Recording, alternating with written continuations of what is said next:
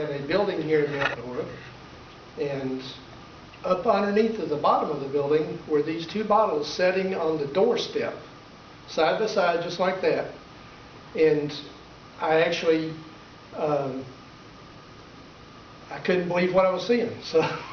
So I picked them up, and they were all dusty at that time. You couldn't see them, but I pulled them out, brought them out. The Sunset Valley Dairy was located out on Highway 46. I think everybody's familiar with where the big hill is, where they built the subdivision up there. Well, that's where these Chase E. Parker. In 1955, Chase, he operated for a long time before this, but at 55 he sold out to T.G. Lee Dairy, and they started delivering the milk.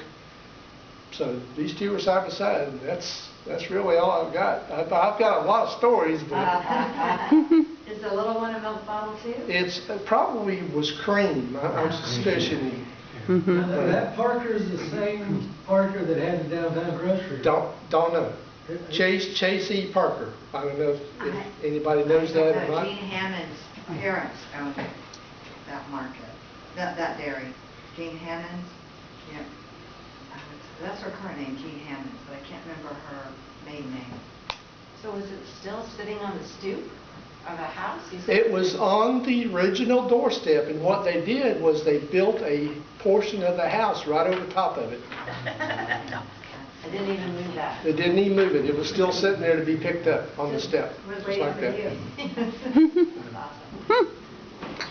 Interesting. Well, thank you, Daryl, for sharing that story. So who else? I'll go ahead and pick on Floyd, because I know he brought some concrete evidence to show us today. So tell us about what you brought. He'll stand up there. He don't want any special. He come here. So if you ask questions, you'll have to do. I want to use your 1950. What was it? 55, 53. What was it? No. That was the 1940s. We built the sanctuary. Okay. I just want to add an addendum to this in a moment. First, I'm Floyd Risley. Some of you, most of you I've never met, primarily because I've been kind of indisposed. I have a wife of 64 years who's not able to come tonight, and has been one I've cared for mostly the last 7.5 years in our home. So I have not been circulating in the community. I brought my two sons. Sean is my younger one that you can see. Scott is my older one, from Stafford, Virginia. Sean lived in Cashiers, Sapphire, North Carolina before moving to Mount Dora back in January of this year. The item I brought with you, first, let me ask this. How many have been in Mount Dora longer than 10 years? How many? Be 72 years. 72 years. 72? Yes, sir. Okay. 66. 56. 66. 76. Anyone 66. Let me reinterpret. You understand? All right. Well, I guess I've got you beat. I was born and raised in Mount Dora, in the middle bedroom of the home that I'm living in, that my dad built in 1926.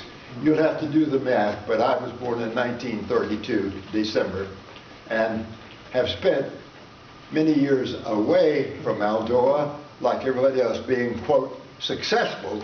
But when I came back, I still think I have beat some of you here, because I came back in 1972. I took an early, semi-early retirement.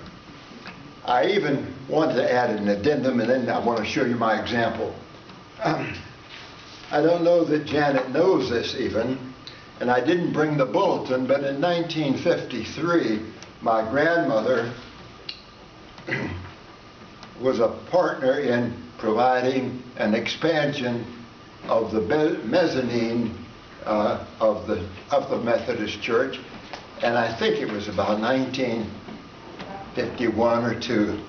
Anyway, That mezzanine was a contribution of my grandmother, Carrie Kimball Storer. And I do have a couple of church bulletins that'll document some of that. This is very interesting.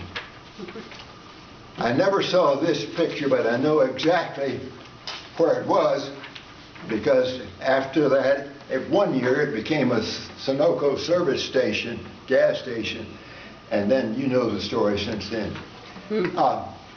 Rather than tell a story, I've always been told it's better to limit your stories, but it's better to bring a concrete example. So I brought a concrete example to show you about. One I can handle. No, there's in the back, both of them are in the back. Over there. They're both in the back. Bring it on. Well, there seems to be some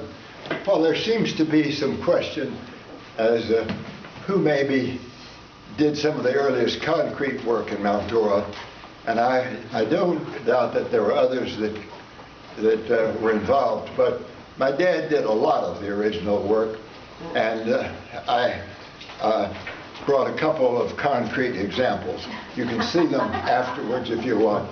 That one weighs how much? I'd say over 40 pounds anyway. Okay. Grab the stand. This was the one example I brought.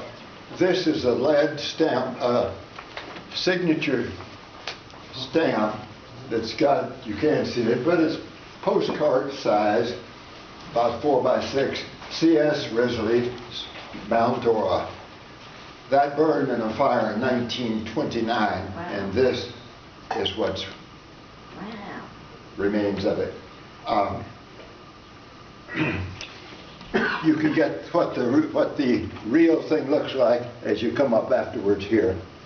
The other example that I brought was a smaller piece about my size of weight. After my father became quite successful, he gave up this stamp because of the problem. He had a lettering set, which you'll see on many of the street markers today. The concrete posts that have 6th Avenue and Grandview or Donnelly and all of those. That was the lettering set. And then when he really became successful, all he did, here's 1951. He scratched with a nail in the wet concrete, 1951, CSR. So that's not much of a story, but it is a good example.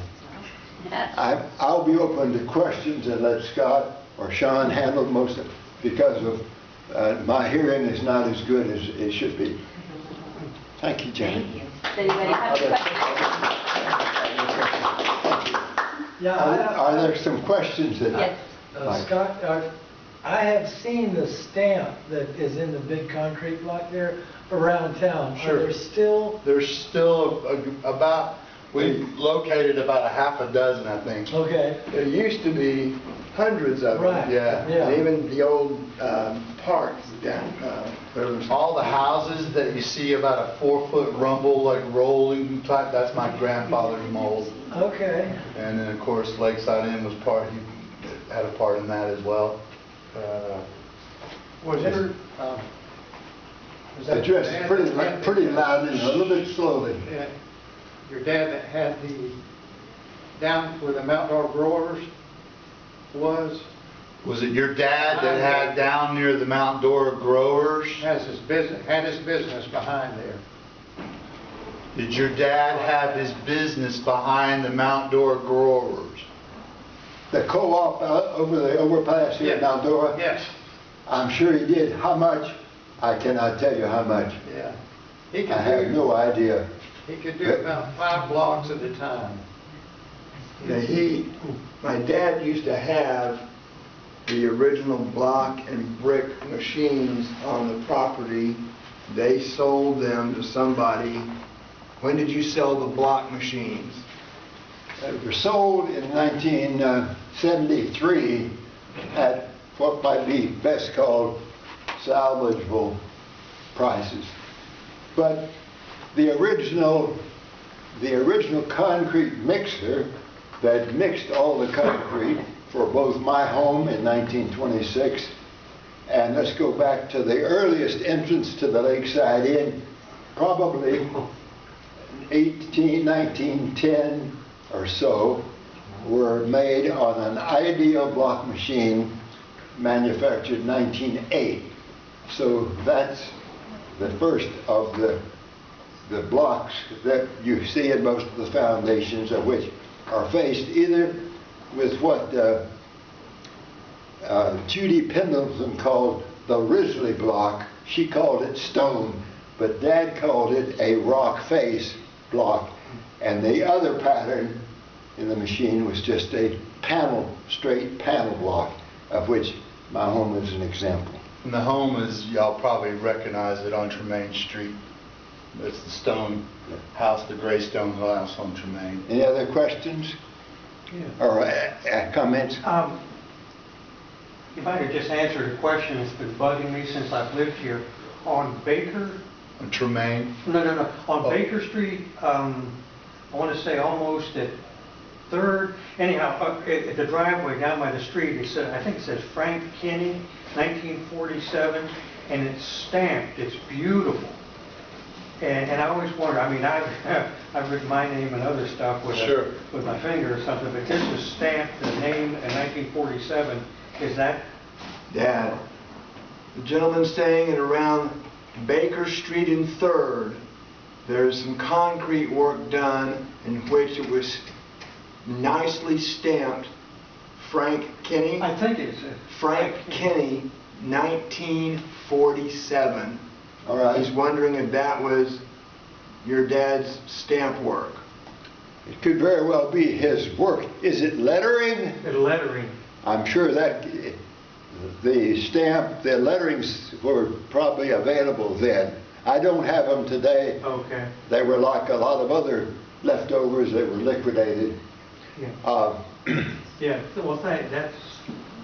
If anyone else, Also, just for clarification, when he talks about a cement mixer, it's not like what we think a ready-mix truck.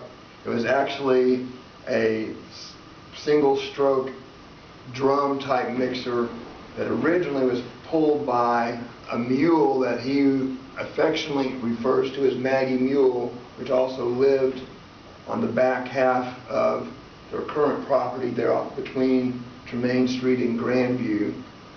I'm talking about the mixer, it wasn't a ready-mix drum, it was and talk about Maggie Mule.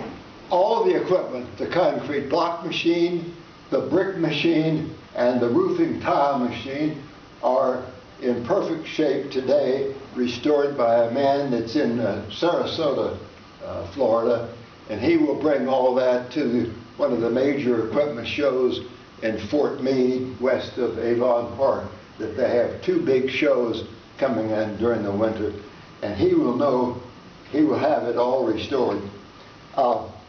The concrete mixer, a 1904 Fairbanks Morris, was a 4 horsepower make and break engine, if you're familiar with those old engines, water cooled, single cylinder with a make and break, and all of that, and that engine restored today works like day number 1, if you can believe it. How many pieces of equipment do you know that will run today that could be since 1904 or 1908? Not too many. Any other questions or comments? I have one more question. Scott, we were riding around DeLand recently, and we saw the same street markers that we see here in Mount Dora. Did Mr. Risley do any work in other areas? Yeah, in fact, I saw a church over in Orlando that I took a picture of and showed my dad, and it's of the same block work. So the answer to that question is yes, he did work all over, but his primary pride and joy was Mount Dora. The gentleman was saying he saw some very similar street markers with the lettering in them in DeLand, and was wondering, and Sean says he's pretty sure that that was because he would make them here but take orders to other outlying areas. Professor Roseborough, whose the schools were named who was a principal for 38 years. He had a brother that lived in DeLand, and I'm sure that my dad may have quite obviously taken orders for some material. I can't vouch to it because I never heard that one, but it's interesting. That's all I have. Thank you, Janet. Thank you.